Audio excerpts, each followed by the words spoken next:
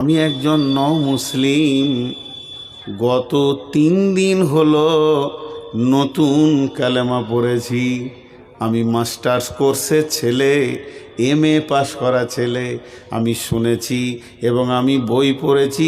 বিশ্বনবী বলেছেন, তুমি যতটা জানো অতটা লোককে প্রচার করো। আমি 2 দিনে শুধু বিসমিল্লাহটা শিখেছি, ওটার প্রচারেই আমি নেমে গেছি। কি হলো? ওই চেয়ারটা খারাপ আছে। আচ্ছা যাক, ওটা কিছু নয়, একটা ঘটনা ঘটেছে, চেয়ার ভাঙতেই পারে। এইদিকে বসো, এদিকে বসো, নিচে বসো। তো আমি বিসমিল্লাহটা শিখেছি, বিসমিল্লাহর প্রচারে নেমে গেছি। এবার আল্লাহ কি বলছেন? বিসমিল্লাহির রহমানির রহিম। আল্লাযীনা আমানু ওয়া হাজারু ওয়া জাহাদু ফি সাবিলিল্লাহি বিআমওয়ালিহিম ওয়া আনফুসিহিম। আল্লাহ তাবারক ওয়া তাআলা বলছেন, একটা ইমানদারের 5খানা কাজ। প্রথমে সে ঈমান আনবে, আল্লাযীনা আমানু, সে ঈমান আনবে। যখনই তার ভিতরে ঈমান ঢুকে যাবে, যখনই তার ভিতরে ঈমান নামে স্পিরিটটা চলে আসবে, ঈমানের উদ্দীপনা চলে আসবে, ঈমানের চয়েস যখন তার কাছে পৌঁছে যাবে, ওয়াহাজারু, ওই লোকটা কোনোদিন আর ঘরে স্থির বসে থাকতে পারে না। সঙ্গে সঙ্গে সে নিজের ঘর ছাড়বে। ঘর ছেড়ে যাবে কোথায়? যার কাছে দিন নাই, কালেমা নাই, ওর কাছে দিন আর কালেমাটা পৌঁছাতে যাবে। একটা ঈমানদার বসে বসে সময় নষ্ট করতে পারবে না। তার পৃথিবীতে সেকেন্ডের মূল্য আছে, তার পৃথিবীতে মিনিটের মূল্য আছে। আল্লাহ তাবারক ওয়া তাআলা বলেন, যখনই তোমার ভিতরে ঈমান নামে বস্তুটা ঢুকে গেছে, জেনে লাও তুমি একটা বিরাট ক্ষমতার মালিক হয়ে গেছো।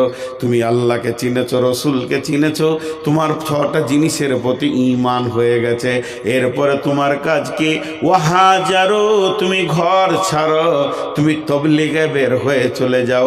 আজকের ছেলেগুলো চিন্তা কি করেছে? 3জন 4জন আলেমকে নিয়ে এসে অত্র এলাকায় একটু তাবলিগ করে নিব। ভাইয়া আমার, আপনাদের এটাকে নেকেট করছি না, এটা তো একটা শুনিয়ে দেওয়া তাবলিগ। এই রকম যদি 20 বছর শোনান একটা বেনামাজিকে, তাকে রাস্তায় আনা যাবে না, তাহলে জালসা কি কোনো কাজে লাগে না? বলে লাগে। আল্লাহ বলেছেন, অযাক্কির ফাইন্না যিকরা তানফাউল মুমিনিন। তুমি জিকির করো, তুমি স্মরণ করো, কিতাবের তুমি কথা বলো, আল্লাহর কথা বলো, কালাম পাকের কথা বলো। লাভ কি হবে? মমিনের লাভ হবে। মমিন তার দিলের তারা কি খুঁজে পাবে। কিন্তু যে লোকটা এখনো মসজিদ চিনল না, যে লোকটা জুয়ারি, রাস্তায় যদি একটা কাঁটা পড়ে থাকে, কাঁচ পড়ে থাকে, আমার মতো 65টা বক্তা যদি 2 ঘন্টা করে বক্তব্য রেখে চলে যায়, কাঁটাটা 1 ইঞ্চি নড়বে না।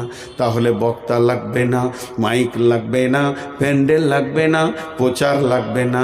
খালি এইভাবে হাতে করে ধরেন, তুলে সরিয়ে দেন। 1 মিনিটের কাজ 100 বছরেও হবে না। অতএব বন্ধুরে, আল্লাহ তাবারক ওয়া তাআলা বলছেন, তোমার ভিতরে যখন ঈমান এসে গেছে, এই ঈমানটা আর একজনকে পুশ করতে হবে, আর একজনের কাছে দিতে হবে। তখনই তুমি তোমার মাথাকে পরিচালনা করো, কাহার কাছে পৌঁছাবো। কোন লোকটা দিন হারা হয়ে রাস্তায় রাস্তায় ঘুরছে, এখনো সে আল্লাহকে পাচ্ছে না, রসুল পাচ্ছে না। তোমার প্রতিবেশীর দিকে তাকিয়ে দেখো, তোমার ভাইয়ের দিকে তাকিয়ে দেখো, ভাতিজার দিকে তাকিয়ে দেখো। আল্লাহ তাবারক ওয়া তাআলা বলেছেন, ইয়া আইয়ুহাল্লাযীনা আমানু কু আনফুসাকুম ওয়া আহলিকুম নারা আলাইহা ওয়াকুদুহান নাসু ওয়াল হিজারাতু আলাইহা মালাইকাতুন গিলাদুন শিদাদুন লা ইয়াসুনাল্লাহা মা আমারাহুম ওয়া ইয়াফআলুনা মা ইউমারুন। হাদিসের কথা কোরআনের কথা আপাতত 1 মিনিটের জন্য বন্ধ রাখলাম, দুটো দর্শন কথা বলবো। আপনারা ভাবিয়েন না যেটা হাদিসে আছে, এটা বুখারীতে নাই, মুসলিমে নাই, আবু দাউদে নাই, নাসাইতে নাই, ইবনে মাজাতে নাই, তিরমিজিতে নাই, নাই তো নাই, বুলুগুল মারামেও নেই। কিন্তু যারা ইসলামকে নিয়ে রিসার্চ করেন তাদের ব্রেন কম নয়। 2-3টি কথা খালি দর্শন বলবো। ইমাম আহমদ বিন হাম্বল বলেন, সারা পৃথিবীর কোন কোণে, আরেকবার বলছি কথাটা ইমাম আহমদ বিন হাম্বলের, সারা পৃথিবীর কোন কোণে কোনো একটা লোক যদি বেকালমা হয়ে মারা যায়, কালেমা পেল না, আল্লাহ পেল না, রসুল পেল না, কোরআন পেল না, হেদায়েত পেল না, লোকটা মারা গেল, তার কাছে কালেমা পৌঁছালো না। পৃথিবীর কোনো কোণে কোনো একটি লোক যদি বেকালমা হয়ে বিনা দাওতে মারা যায়, ওই লোকটা যে গুনহা হবে, ও যে গুনহা করে জাহান্নাম যাবে, ওই গুনাহটাকে সারা পৃথিবীর মুসলমানদেরকে ভাগ করে দেওয়া হবে। তোরা কেন বসেছিলি বল, ওর কাছে পৌঁছালো না কেন বল, কেন গেল না তুই বল, তোরা কি মাল নিয়ে বসেছিলি, তোরা কি বেটা নিয়ে বসেছিলি?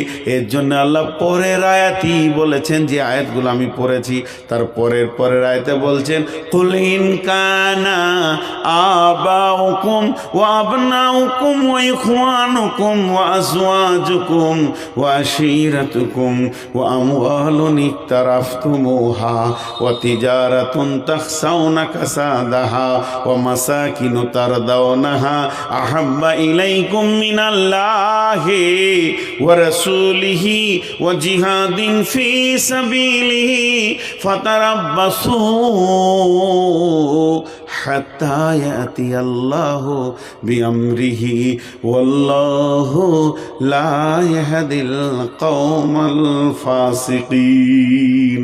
আল্লাহ তাবারক ওয়া তাআলা কত সুন্দর করে বলছেন, তুই তোর বাপকে, তোর সন্তানকে, তোর ভাইকে, তোর বিবিকে, তোর বন্ধুকে, সঞ্চিত মালকে, চাকরি বাকরি, গাড়ি বাড়ি, ব্যবসা বাণিজ্যকে, এবং যে ঘরটা বানিয়েছি সেই ঘরটাকে 8 জনকে মহব্বত দিলি, মহব্বত তোর কাছ থেকে 3 জন পেল না, সময় পেল না, তোর সময় কোলালো না, তোর সময় জুটলো না, তুই সময় দিতে পারলি না, সেই 3 জনকে আহাব্বা ইলাইকুম মিনাল্লাহি, আল্লাহকে দিতে পারলি না, ওয়া রাসূলিহি, রসুলকে দিতে পারলি না, ওয়া জিহাদিন ফি সাবিলিহি, আল্লাহর দ্বীনকে আগে বাড়ানোর জন্য যে তোকে মেহনত লাগবে, ওই মেহনতে সময় দিতে পারলি না।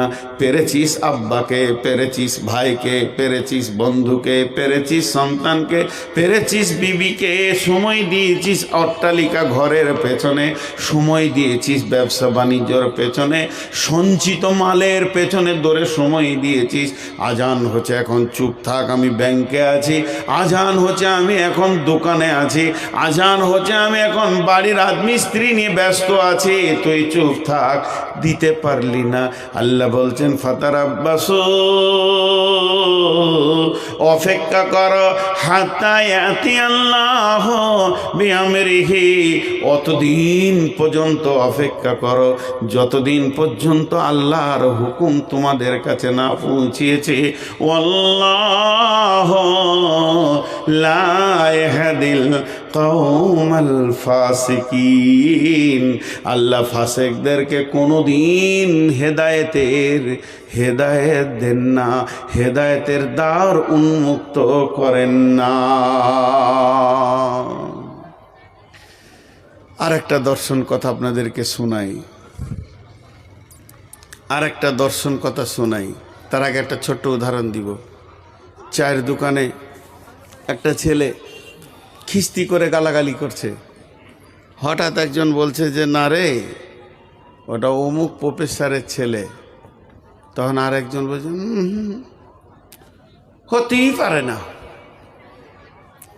খুব কনফিডেন্সের সঙ্গে বলছে, আত্মবিশ্বাসের সঙ্গে বলছে, ওর ছেলে এত নোংরা হবে, হতেই পারে না। পরবর্তীকালে গোপনে নিবিড়ে খবর নেওয়া হলো, ওটা প্রফেসর সাহেবের ছেলে নয়, ওর শালি যেটা মারা গেছে তার ছেলে। এর কাছে মানুষ হচ্ছে, কাউকে বুঝতে দেয়নি। তো এর কনফিডেন্সটা এমন ছিল কেন? বলে ওর বিচে তো এত নোংরা মাল হবে না। এটা উদাহরণ দিলাম। ঠিক একজন দার্শনিক বলছে, বেনামাজি, চোর, লম্পট, দাগাবাজ, সুদারু, জুয়ারি, তারপরে রান্ডি, বেশ্যা, এদেরকে দেখে যদি কারো কলিজাটা না ফাটে, উফ উফ, লোকটা জাহান্নামের দিকে চলে যাচ্ছে, চোখে পানি না আসে।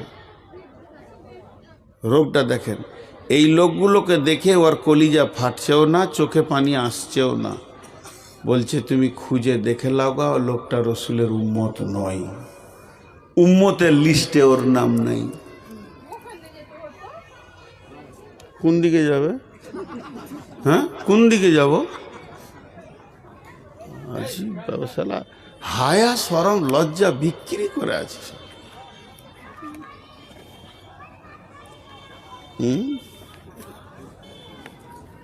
বলছে তুমি তদন্ত করো, উম্মতের লিস্টে ওর নাম নাই। উম্মতের লিস্টে যদি নাম থাকতো তো চোখে পানি থাকতো। জি, বিধর্মী লাশ যাচ্ছে, চলে গেল লাশটা, আল্লাহ রসুলের চোখ দিয়ে পানি। ইহুদির লাশ, মুসলমানের নয়। এই এই চল ওদিকে যা, যা বেয়াদ। একবার বুকে এসে বসছে, লোকগুলোকে পেছনে করে দিয়েছে। কোন মাসে পড়ে গো ছেলেটা? হ্যাঁ, আসলে আমার 490 সুগার। সুগার বেশি হলে মিজাজ খিটখিটে হবে, কিছু করার নেই, এটা আমার আয়ত্তে নেই, হবেই। কেউ লড়লে ওকে দেখলে বকবো। কারণ রিংটাল যখন সাইকেল এনেছেন তখন খচর খচর শব্দ হবেই। আমি তো আপনাদের রিংটাল বক্তা। আমার 490 সুগার মানে বুঝছেন, আর মিজাজ নিজের কন্ট্রোলে থাকবে না ভাই। এটা কিছু করার নাই, এটা রোগ, মেনে নিতে হবে। তো এবার শোনেন, ইহুদির লাশ। সাহাবীরা প্রশ্ন করে দিলেন, ইয়া রাসূলুল্লাহ আপনার চোখে পানি কেন? প্রথম নম্বরে মুসলিম নয়, দ্বিতীয় নম্বরে প্রতিবেশী নয়, তৃতীয় নম্বরে আত্মীয় নয়। মুসলিম নয়, আত্মীয় নয়, প্রতিবেশী নয়, তিনটি দরদের কোনো একটা অ্যাঙ্গেল থেকে ওকে পাওয়া যেছে না। লাশটা তো চলে গেল, আপনি কাঁদলেন কেন? বিশ্বনবী বললেন, হে আমার সাহাবীরা, যদি কালেমা পড়ে নিত তো আগুন থেকে বেঁচে যেত। বিশ্বনবীর কাছে খিদমতে একটা যুবক থাকতো, ছোট ছেলে, যুবক লয়, শৈশব কৈশবের বাচ্চা। দাঁতনটা এনে দিত, জুতোটা সোজা করে দিত, উজুর পানি এনে দিত। তিনি একাই নবীকে এত ভালোবাসতেন। ওই ছেলেটা হচ্ছে ইহুদিদের ছেলে, মুসলিমের ছেলে নয়। বাইদি বাই নবীজি শুনতে পেলেন ছেলেটি দুদিন আসেনি। হয়েছে কি? বলে অসুস্থ হয়ে বাড়িতে পড়ে আছে। নবীজি বললেন চলো যায়। সাহাবারা জালাম মাজমাইনদেরকে সঙ্গে করে নিয়ে ছেলেটিকে দেখতে গেলেন। ছেলেটি বিছানায় পড়ে আছে, আপ আপ করছে, আর জীবনের মাত্র কয়েকটা সেকেন্ড গুনছে, এরপরে সে পৃথিবী থেকে বিদায় নেবে। আল্লাহর নবী বললেন, কুল ইয়া গোলাম আশহাদু আল্লা ইলাহা ইল্লাল্লাহু ওয়া আশহাদু আন্না মুহাম্মাদান আবদুহু ওয়া রাসূলুহু। হে যুবক, হে বাচ্চা, ওরে গোলাম, তুমি একবার কালেমা শাহাদাতের সাক্ষী দাও, তাহলে তুমি জাহান্নাম আগুন থেকে বেঁচে যাবে। ছেলেটা দেখছে আমি ইহুদি, আমার বাপ ইহুদি, আমার বংশ ইহুদি, আমার গোষ্ঠী ইহুদি, আমি তো নবী মোহাম্মদকে ভালোবাসি। ছেলেটার বাপ ছেলেটার পায়ের কাছে দাঁড়িয়ে আছে।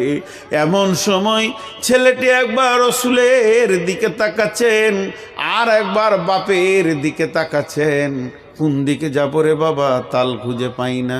এমন সময় ছেলেটির বাপ বলে দিল, বেটা আবুল কাসেম যেটা বলছে ওটা তুমি করো।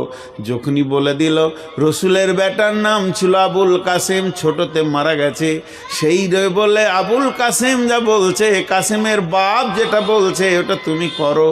ছেলেটি বলল, আশহাদু আল্লাহ ইলাহা ইল্লাল্লাহু ওয়া আশহাদু আন্না মুহাম্মাদান আবদুহু ওয়া রাসূলুহু। আর সঙ্গে সঙ্গে ছেলেটি মারা গেল।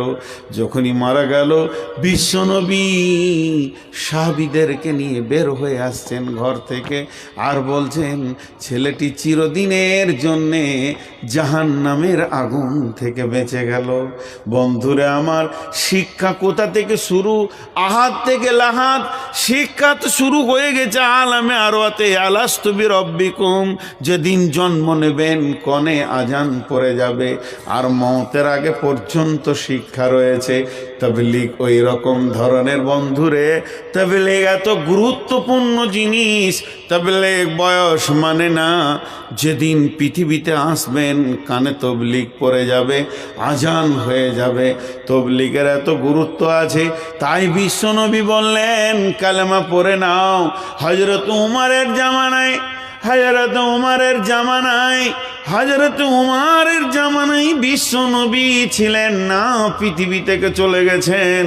হযরত আবু বকর চলে গেছেন, দাপিয়ে মুসলিম জাহানের যিনি খলিফা হয়ে দুনিয়া করছেন তার নাম হলো উমর।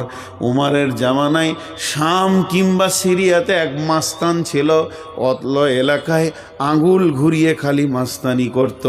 ওর কথার বাইরে কারো চলার ক্ষমতা ছিল না। ওর নাম ধরলেন জীবিত মত। কেউ যদি ওকে ওর কথার বাইরে চলতো, ওই লোকটি আর পৃথিবীতে বেঁচে থাকার অধিকার রাখতো না। এত কুখ্যাত লোক। বিশ্বনবী হযরত উমর দুইজন সাহাবীকে পাঠালেন, যাও ওর কাছে গিয়ে কালেমার দাওয়াত দাও। দুইজন সাহাবী একদিন নয় দুদিন নয় হেঁটে যেতে তাদের সময় লেগেছিল 2 মাস। 2 মাস যাওয়ার পর তার গ্রামে গিয়ে পৌঁছালো। জিজ্ঞেস করলো, ভাই অমুকে মাস্তানের বাড়িটা কোথায়? বলে, কোথা থেকে এসছো? ওর নাম তো নিচু। তোমরা কোথা থেকে এসেছো? বলে, আমরা এসেছি মক্কা মদিনা শরীফ থেকে এসেছি। বলে, যাও। তার সামনে গিয়ে যখন পৌঁছালো, তারা গিয়ে বলল, হে আল্লাহর গোলাম, ও আল্লাহর গোলাম, তুমি কালেমা শাহাদাতের সাক্ষীটা দিয়ে দাও, তাহলে তুমি জাহান্নাম থেকে বেঁচে যাবে। আর তোমার মতো একটা হিরোকে নিয়ে ইসলামের অনেক বড় কাজ হবে। ও অনেকক্ষণ বলল, একটু বোঝাপড়া করি। বোঝাপড়া করে বলল, বন্ধু আমি কালেমা পড়ব, কিন্তু 2খানা শর্ত আমার রয়েছে। সেই শর্ত 2টি যদি কেউ মেনে নেয়, আমার কালেমা পড়তে অসুবিধা নেই। লোকটি বলল, 1 নম্বর শর্ত হচ্ছে আমি কালেমা পড়ার পরে পরই উমরের মেয়ের সঙ্গে আমার বিয়ে দিতে হবে। উমর আমার শ্বশুর হবে, আমি তার জামাতা হব। 2য় নম্বর শর্ত হচ্ছে উমর 22 লক্ষ বর্গ মাইল 18 লক্ষ বর্গ মাইল তিনি শাসন করছেন, অর্ধেকটা আমার হাতে তুলে দিতে হবে। শ্বশুর হবে অর্ধেক মালিক রাজ্যের, জামাইও হবে অর্ধেক মালিক রাজ্যের। তাহলে আমার কালেমা পড়তে কোনো অসুবিধা নাই। ওই 2টি লোক অনেক ভেবে চিনতে বলল, তুমি যদি কালেমা পড়ে লাও, কালেমা শাহাদাতের সাক্ষী দিয়ে দাও, তাহলে তুমি তার পৌতুলিকতা থাকলে না, তুমি মুশরিক থাকলে না, তুমি মুসলমান। তোমাকে মেয়ে দিতে অসুবিধা নাই, তোমার কোলে মেয়ে তুলে দিতে অসুবিধা নাই, এটা না হলে ওমরকে আমরা বুঝিয়ে পারবো, তবে অর্ধেক রাজ্য দেবে কি না এই বিষয়ে অনেক বোঝাপড়া আছে। বলে তাহলে তোমরা বুঝে এসো। এরা আবার মদিনায় ফিরে আসলেন। দুটি মাস চলে গেল। হযরত উমর বললেন, খবর কি? তোমাদেরকে যেখানে পাঠিয়েছিলাম দুইজন বললেন, আমিরুল মুমিনিন খলিফাতুল মুসলিমিন ওই ব্যক্তি বলেছে কালেমা পড়ে লিব, কিন্তু শর্ত হচ্ছে দুটি, একটা আপনার মেয়েকে বিয়ে করবে সে, আর দ্বিতীয় হলো অর্ধেক রাজত্ব তাকে দিয়ে দিতে হবে। বলে তোমরা বলেছ কি?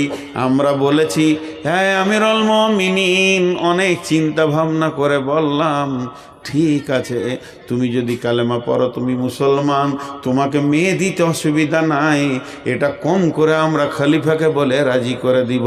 তবে রাজত্বের ব্যাপারটা অনেক চিন্তা ভাবনার গবেষণার মধ্যে থেকে গেছে, তাই আমরা আবার আপনাকে জিজ্ঞেস করতে এসেছি।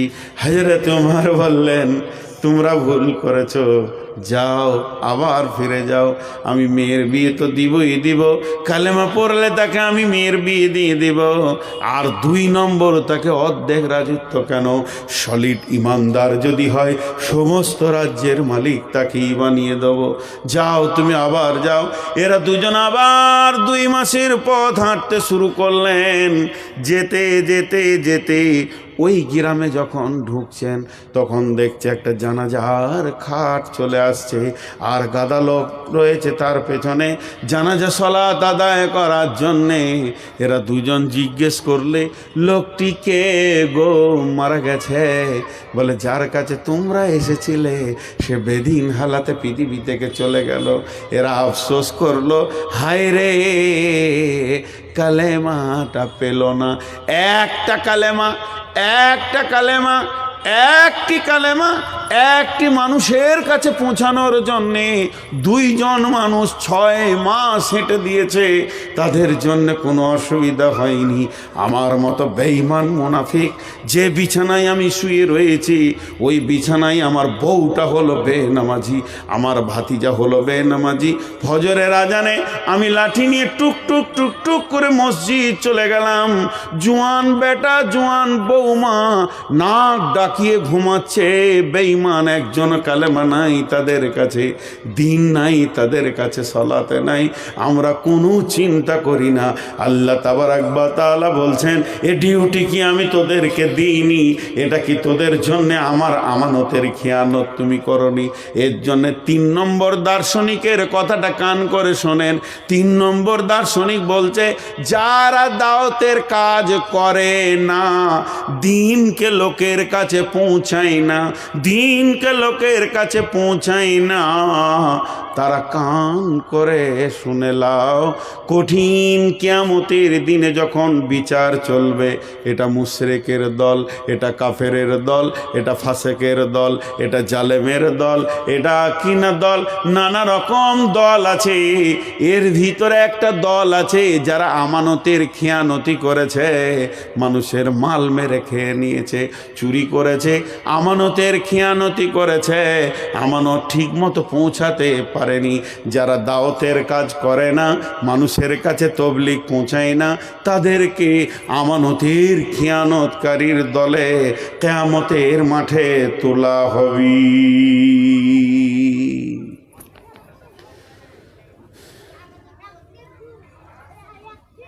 আল্লাহু আকবার।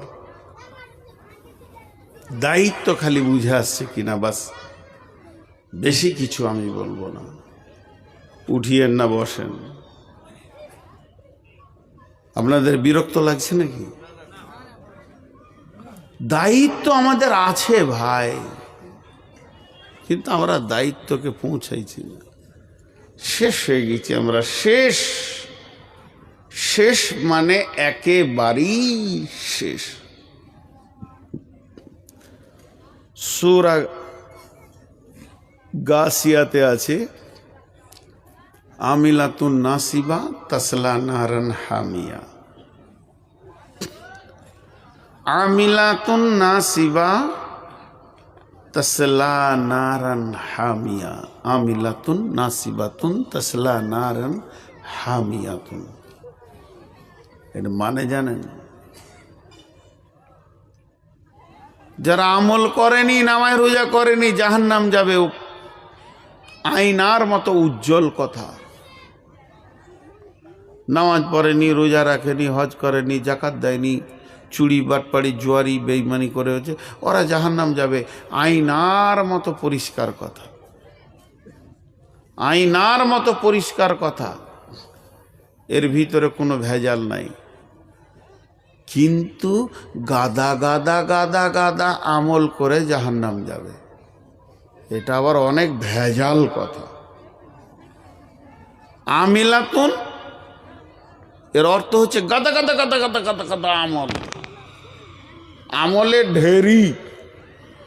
নাসিবাতুন থকে গেছে, আমল করতে করতে করতে করতে করতে করতে থকে গেছে। দেখবেন আজকে জালসার দিনে কিছু লোক আছে দৌড়ছে খালি, তখনই এখানে তখনই রান্না, এই ডাকছে, বক্তা ডাকছে, ইমামসে ডাকছে, ও ডাকছে, এই ডাকছে, ওই ডাকছে, এদিকে যা, ওইদিকে আয়, ফলটা নিয়ে আয়, নাস্তাটা দে। ও এত সকাল থেকে দৌড়ছে, দৌড়তে দৌড়তে দৌড়তে দৌড়তে ঠিক এশার আজানের পর আমার পাশে যে লম্বা হয়ে হাত পা ছেড়ে বসলো। হ্যাঁ, এমন কেন করছো জি? বলে সকাল থেকে দৌড়ছি বলবি। এর নাম আমিলাতুন নাসিবা, থকে যাওয়া। এত বেশি আমল করেছে যে ক্লান্ত হয়ে গেছে। তারপরে ওই লোকটাকে আল্লাহ বলছেন তাসলা নারান হামিয়া, তুই জাহান্নামে জ্বলবি। লে মজা। আমল করেনি ওদেরটা প্রথমে বলে নিলাম, ওটা তো আয়নার মতো উজ্জ্বলে, এটাকে কি করে পরিষ্কার করব? চারটা তফসির আছে, চারটা। নাম্বার এক, যারা গুনাহ করে, আমল মানে কাজ, যারা গুনাহ করে, এত গুনাহ করে, গুনাহ করতে করতে করতে করতে থকে গেছে, তাসলা নারান হামিয়া, এরা জাহান্নামে যাবে। দুই নম্বর, যারা আমল করেছে গাদা গাদা, কিন্তু তাদের আমলের ভিতরে আল্লাহ নাই, রসুল নাই, কোনো দলিল নাই। হাই হোসেন, হাই হোসেন, হাই হোসেন। আপনাদের দেশে কম আছে, পাকুড়ে কিছু আছে।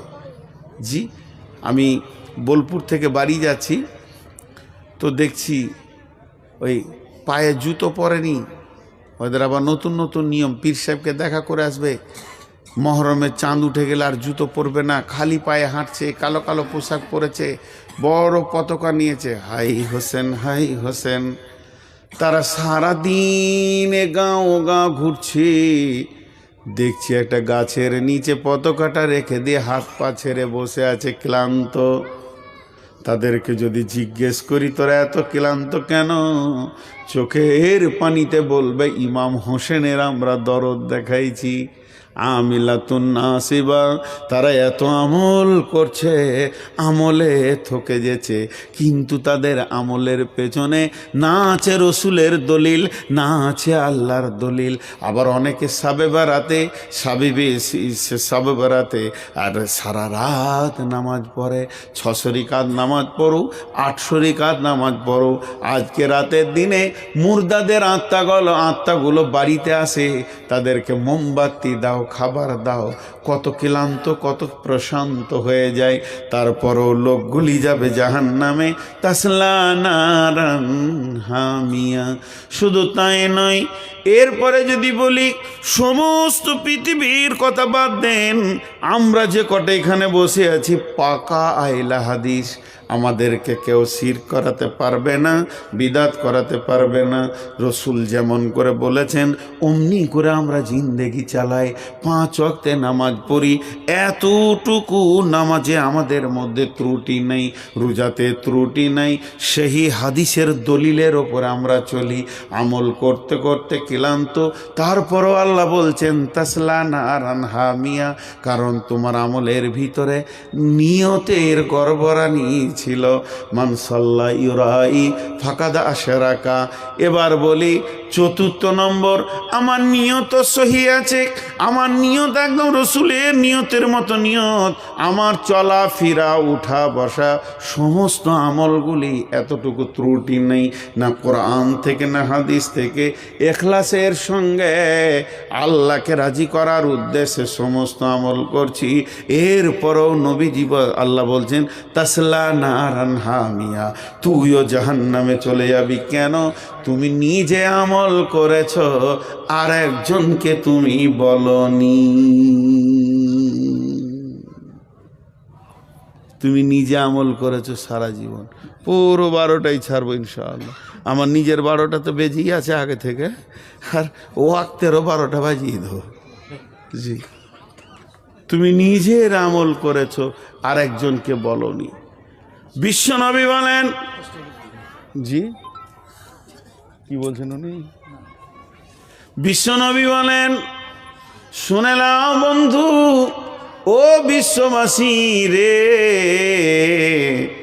তুমি যদি দিনের কথা মানুষের কাছে না পৌঁছাতে পারো, কিয়ামতের ময়দানে তোমাকে একটা আসামি হিসাবে গ্রহণ করা হবে। লা রহমানিয়া ফিল ইসলাম, ইসলামের ভিতরে বৈরাগ্য নাই। এক বৈরাগ্য কাকে বলে? একাএকি জাহান্নাম থেকে আল্লাহর কাছে দোয়া করতে লাগে, আল্লাহ সে তো একজন বেধর্মী, সে তো একটা গায়ের মুসলিম হিন্দু, আমি তার জন্য দোয়া কি বলে করব? তবে আল্লাহ এই যে আমাকে টাকা অর্থ দিয়েছে বাচ্চাদের মুখে আহার তুলে দেওয়ার জন্য, তবে আল্লাহ তুমি তার মনটাকে পরিবর্তন করে দিও। এই দোয়াটা করলো কোন সময়? ইফতারের টাইমে। ওই জন্য বলা হয় ইফতারি যখন আমরা খাবার খেতে বসি, তারা 10-15 মিনিট আগে খাবার সামনে করে নিয়ে আল্লাহর কাছে দোয়া যদি করা হয়, ওই টাইমটুকুই আল্লাহ তাবারক তাআলা দরবারে যেটাই বলবে সেটাই কবুল হয়ে যায়। কিন্তু আমরা ফাতিহা করি না, কতক্ষণ এখানে আজান দিবে আমরা তাকিয়ে থাকি, তাই না? আল্লাহু আকবার বলেছেন, দেখ গাটাগাট শুরু হয়ে গেছে, বুঝলে? ইমামের দিকে আজান শেষ হয়নি, দেখে প্লেটের আর উধাও। এখানে সেই যে দোয়াটা আমরা করব তা নয়। রাত্রিবেলাতে ঘুমন্ত অবস্থায় স্বপ্ন সেই আমার জাত ভাই মুসলিম দেখতে পেল, রোজ হাসরের ময়দানে পৃথিবী দুনিয়া ধ্বংস শেষে দেখছি একটা অট্টালিকা ঘর সৌন্দর্য তৈরি করা আছে, সেই ঘরে তালা বন্ধ। সে প্রবেশ করার জন্য আল্লাহর ফেরেশতা ওই ঘরের দারওয়ানকে বলতেছে, চাবিটা দিয়ে দাও, ওই ঘরে আমি একটু প্রবেশ করব। দারওয়ান বলতেছে, ওই ঘরের চাবি ওই ব্যক্তির কাছে আছে যে গরিব মিসকিনকে ওয়াক্ত টাকা পয়সা দিয়ে সাহায্য করেছে, সেই ব্যক্তির হাতে আল্লাহ তার চাবি দিয়েছে। এই লোকটা রাত্রিবেলায় ঘুম ভেঙে গেল, সকালবেলায় উঠে তার কাছে গিয়ে বলছে, তুমি যে আমার কাছে গেছিলে, যে অর্থ তুমি নিয়ে এসেছো, এই অর্থটা নিয়ে টাকা নিয়ে তাকে পরিশোধটা করে দাও। বলছে, তোমার কাছে আমি টাকা নিব না, আমি যেটা দিয়েছি আমার আশা পূর্ণ হয়ে গেছে, তুমি চলে যাও। বলে, কার কাছে নিয়েছিলে? অমুকের কাছে। ওই গায়ের মুসলিম বেধর্মী হিন্দুর কাছে গিয়ে বলতে লাগলো, ভাই যে অর্থ টাকাটা দিয়েছিলে, যত টাকা তার থেকে বেশি যদি চাও তোমাকে আমি দিতে রাজি আছি, এই টাকাটা তুমি নিয়ে নাও, তার পরিশোধটা করলাও। বলছে, আমি টাকা তোমার কাছে আমি দেব না, ও যদি আমাকে পারে তো সেই টাকাটা পরিশোধ করবে, তবে তোমার কাছ থেকে আমি টাকা নিব না। বলে, তুমি চলে যাও, আর আমাকে তুমি বেধর্মী বলে ডাকবে না। বলছে, কেন? বলে, রাত্রিবেলাতে আমি যখন শুয়েছিলাম, স্বয়ং বিশ্বের নবীর সঙ্গে আমার সাক্ষাৎ হলো, আর নবীর হাতে হাত দিয়ে আমি কলমা পড়ে মুসলমান হয়ে গেছি। জোরে বলো সুবহানাল্লাহ। তাহলে বাপজি ভাইরা আমার, আজকে আমরা যে এসেছি, তাই আল্লাহ তাবারক তাআলা পবিত্র কোরআনেও বলতে চাইছেন, ওয়া আম্মা সাইলা ফালা তানহার, তোমার নিকটে যদি কোনো সাইল আসে, তারে কখনো খালি ফিরাবে না, যেটাই থাকবে সেটাই তাকে কিছু সমর্থ দিয়ে তাকে উদ্ধার করবে।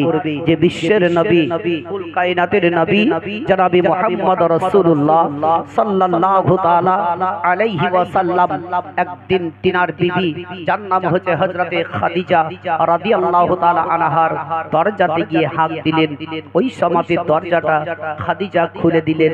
দেখছেন তো বিশ্বের নবী দাঁড়িয়ে আছেন। ওই সময় আল্লাহর নবী দুজাহানের রাখা জনাবে মুহাম্মদ রাসূলুল্লাহ সাল্লাল্লাহু তাআলা আলাইহি ওয়াসাল্লাম বললেন, গো খাদিজা, তোমার নিকটে আমি এসেছি। হযরতে খাদিজা রাদিয়াল্লাহু তাআলা আনহা বললেন, ইয়া রাসূলুল্লাহ, ইয়া হাবিবাল্লাহ, নবী গো, একটু আপনি আমার বাড়ির ভিতরে প্রবেশ করুন। দয়ার নবী বললেন, গো খাদিজা, তবে একটি কথা তুমি আমার বলো। বলে, ইয়া রাসূলুল্লাহ, ইয়া হাবিবাল্লাহ, নবী গো, ওগো আমার স্বামী মাতার মনে নয়নের তারা, তবে আপনি এমন কি বলবেন বলুন না কেন? বলে, খাদিজা, তোমার বাড়িতে কিছু যদি খাবার খাদ্য থাকে তবে একটু তুমি আমার সম্মুখে দিবে। হযরতে খাদিজা কাঁদতে আরম্ভ করে দিলেন। খাদিজার দুই চোখ দিয়ে পানি পড়তে লেগে গেল।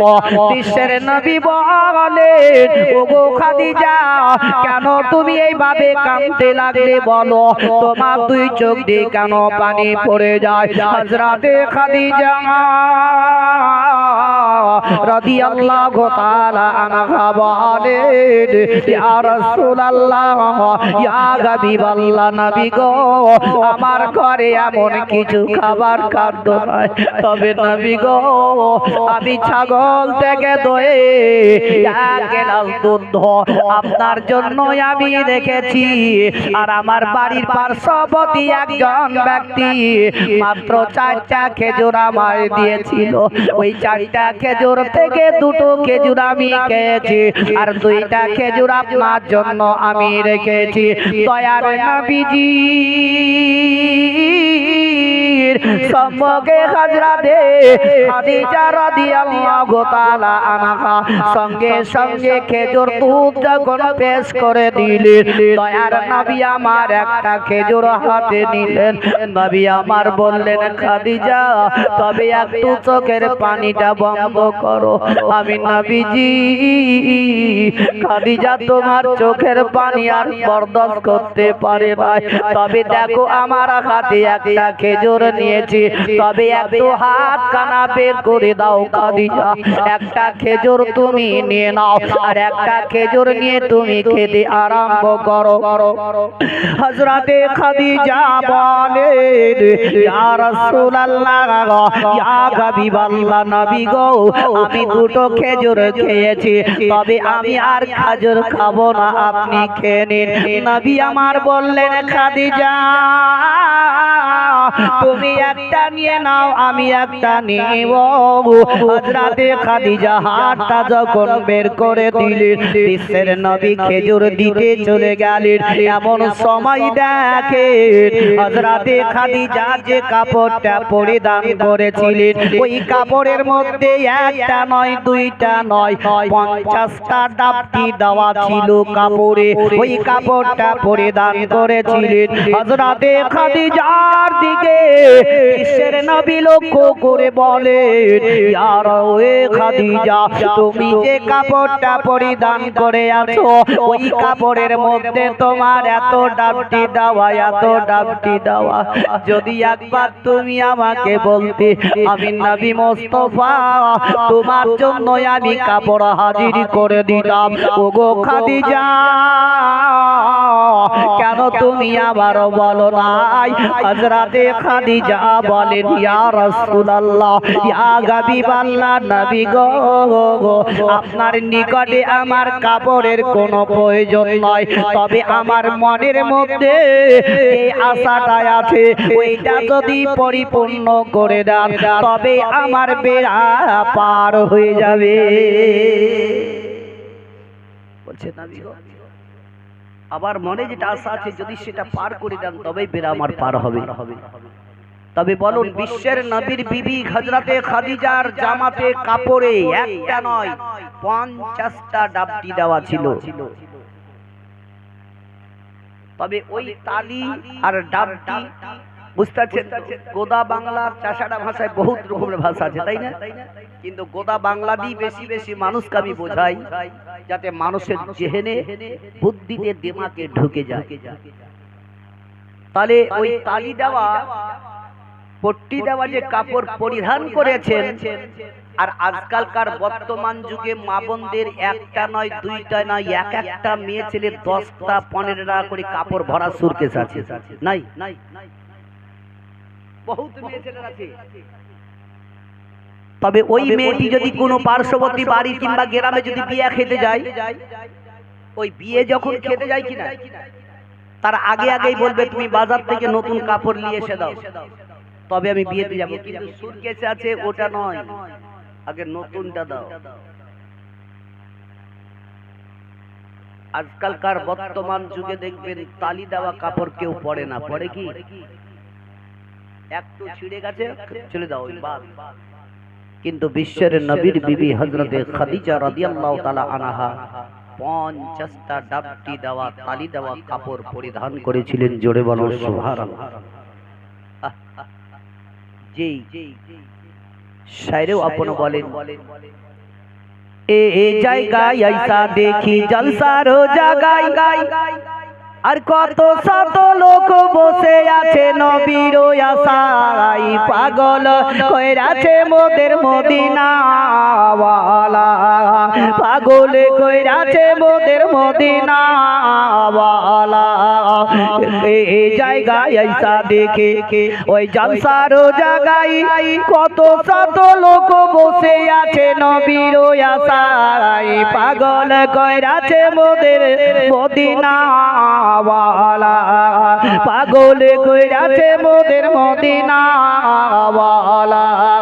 নবী যখন আসেন গো ওই মায়া মিনার কোলে, শত শত ফারিস্তারা দরুদ সালাম পড়ে, পাগল কইরাছে মোদের মদিনাওয়ালা, পাগল কইরাছে মোদের মদিনাওয়ালা। মায়া মিনা বসে কান্দে ওই ছেলে কোলে করিয়া, বাড়ি বাড়ি চেয়ে দেখে মুখের দিকে তাকায়া, পাগল কইরাছে মোদের মদিনাওয়ালা, পাগল কইরাছে মোদের মদিনাওয়ালা। এই জায়গায় আইসা দেখি জলসার জায়গায়, আর কত শত লোক বসে আছে নবীর আশায়, পাগল কইরাছে মোদের মদিনাওয়ালা, পাগল কইরাছে মোদের মদিনাওয়ালা। বাপজিরা ভাইরা মা বোনেরা আমার, বিশ্বের নবী কুল কায়নাতের নবী জনাবে মুহাম্মদ রাসূলুল্লাহ সাল্লাল্লাহু তাআলা আলাইহি ওয়াসাল্লাম বললেন, গো খাদিজা, তবে এত তুমি চোখের পানিটা বন্ধ করো, কেন এমন কি তোমার মনের মধ্যে আশা আছে, একবার তুমি আমার খুলে বলো। হযরতে খাদিজা রাদিয়াল্লাহু তাআলা আনহা বলেন, ইয়া রাসূলুল্লাহ, ইয়া হাবিবাল্লাহ, নবী গো, কেন পৃথিবী দুনিয়া যেদিনকে ধ্বংস হয়ে যাবে, ইয়া রাসূলুল্লাহ, ইয়া হাবিবাল্লাহ, নবী গো, পৃথিবী দুনিয়া থেকে কেউ যদি ইন্তেকাল করে চলে যায়, কাউরি যদি দুনিয়া থেকে বাপ চলে যায়, মা চলে যায়, বাজার যাওয়ার পরে দামি দামি কাফন কিনে তাকে পরিধান করে দিয়ে তাকে আপন দাফনানো করবে। ইয়া রাসূলুল্লাহ, ইয়া হাবিবাল্লাহ, নবী গো, তবে আমার যেদিন ইন্তেকাল হবে সেই দিনকে আমার জন্য বাজার থেকে কাফন কিনে পরিধান করাবেন না, কেননা আপনার পরনের কাপড় দিয়ে যদি কাফন করে দেন তবে আমার বেড়া পার হয়ে যাবে। বিশ্বের নবীজিকে বললেন, ইয়া রাসূলুল্লাহ, ইয়া হাবিবাল্লাহ, নবী গো, তবে আর একটি কথা, আমার ইন্তেকালের পরে নবী গো আপনি আমার কবরে আগে আগে নামবেন বলে কেন? হে খাদিজা কেন নামতে হবে? ইয়া রাসূলুল্লাহ, যদি আপনি আমার কবরে নেমে যান আর আপনার পিঠখানা যদি একবার টেক লাগিয়ে দেন, তবে আমার বেড়া পার হয়ে যাবে। হযরতে খাদিজা রাদিয়াল্লাহু তাআলা আনহাকে বললেন, হে খাদিজা যাও, আমি তোমার সেটা পরিপূর্ণ করে দিব। বিশ্বের নবীজি, আমার দয়ার নবী রাহমাতুল লিল আলামিন হযরতে খাদিজা রাদিয়াল্লাহু তাআলা আনহার বাড়ি থেকে টুক টুক টুক টুক করে যেমনি চলে গেলেন। ও বাপজিরা, মা বোনেরা আমার, একটু একটু জীবনী শোনার পর যদি আমরা পরিবর্তন হতে পারি, তবে ইহকাল পরকালেও লাভবান হয়ে যাব। এমন কি একটি মেয়ে, যুবতী নারী, তার বয়স ছিল মাত্র 18 বছর। আল্লাহর 5 ওয়াক্ত ইবাদত করত, নামাজ পড়ত, 5 ওয়াক্তের নামাজি ছিল। এমন কি রাত্রি 12টার পরে উঠে তাহাজ্জুদের নামাজ পর্যন্ত পড়ত। ওই মেয়েটি আল্লাহর তাসবিহ তাহলিল জিকির করতেছিল। এমন সমাজে একদিন সাওয়ালি তার দরজাতে এসে হাঁক দিয়ে দিল। ওই সমাজে আপন মেয়েটি দরজা খুলল, দেখতে পেল একজন সাওয়ালি আপন দাঁড়িয়ে আছে। বলছে, মা রে, আমি একদিন নয়, 2 দিন নয়, কয়েকদিন ধরে অনাগারে আছি। তোমার নিকটে যদি কিছু খাবার খাদ্য থাকে, আল্লাহর ওয়াস্তে তুমি আমার দান করবে। ওই মেয়েটি চট করে বাবা, একটা নয়, 2টা নয়, তার হাতে 2টা রুটি দেওয়ার পরে বলে, আল্লাহর কাছে একটু দোয়া করবে। এখনো সওয়ালি রুটি নেওয়ার পরে আল্লাহর দরবারে হাত তুলে দোয়া করতে লাগলো। বলে, আল্লাহ গো, এই মেয়েটি আমার যেমন রুটি দান করলো, তবে আল্লাহ এই মেয়েটি যদি কোনোদিন বিপদের মধ্যে পড়ে যায়, তাকে তুমি রক্ষা করিও। এখনো দোয়া করে যেমনি চলে গেল, আল্লাহ দরবারে দোয়া কবুল হয়ে গেল। ও বাপজিরা, মায়েরা আমার, যখন সাওয়ালি আপন টুকটুক করে বাড়ির দিকে রওনা হলো, এমন সমাধি ওই তার আব্বা জান, ওই মেয়েটির আব্বা বাড়িতে প্রবেশ করলো। কিন্তু তার আব্বা ছিল এত ধন সম্পত্তি বলা, এত টাকা পয়সাওয়ালা ছিল, কিন্তু তার নিয়ত কখনো দান খায়রাত করার দিকে ছিল না। এত নিয়ত তার খারাপ ছিল, এত কৃপণ ছিল। কোনদিন মসজিদে মাদ্রাসাতে কোনদিন ভিখারিকে দান খায়রাতে করেনি, কোনদিন গরিবকে 1 টাকা পর্যন্ত দান করেনি।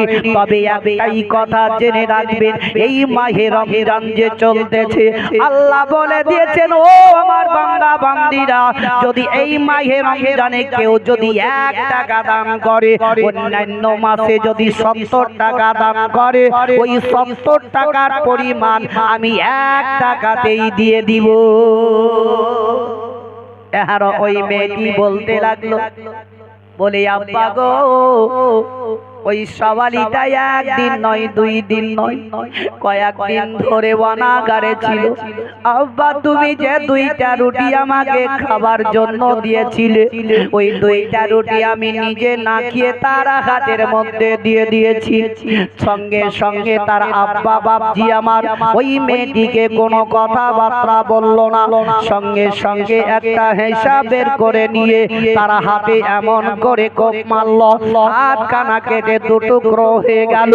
মেয়েটি আপন কাটা হাতটাকে নিয়ে অঝর নয়নে কাঁদতে আরম্ভ করে দিল।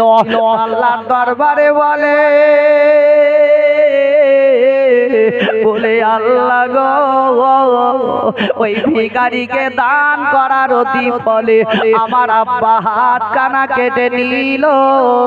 তবে আল্লাহ, আমি এই বাড়িতে আর থাকবো না, আমার চোখ দুটো যেদিকে যাবে আমি সেই দিকে বেরিয়ে চলে যাব। মেয়েটি একটি কাপড়ে হাত কানা ঢেকে নিয়ে রাস্তা ধরে চলতে আরম্ভ করলো।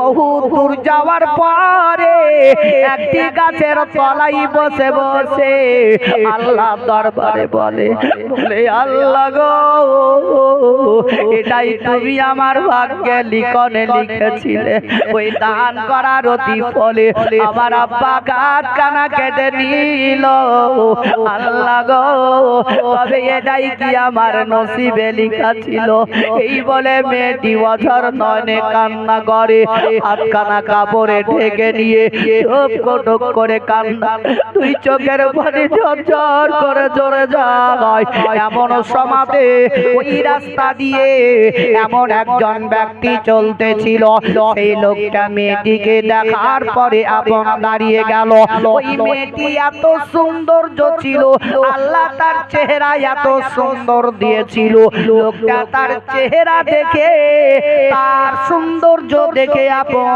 দাঁড়িয়ে গেল ওই লোকটা বলতে লাগলো মেরে বলো তুমি এই জায়গাতে বসে বসে কান্না করো তবে তুমি কেন কাঁদো একবার বলো এই আশপাশে তো কোনো লোক দেখতে পাওয়া যায় না কে এমন কোনো কথা বলেছে মেয়েটি কোনো কথাবার্তা বলে না হাউ করে কেঁদে যায় চোখের পানি ঝরঝর করে ঝরে যায় একবার নয় দুইবার নয় তিনবার জিজ্ঞাসা করলো বলো বলো তোমার কি বিবাহ হয়েছে ওই মেয়েটি বলল না না আমার বিয়ে হয়নি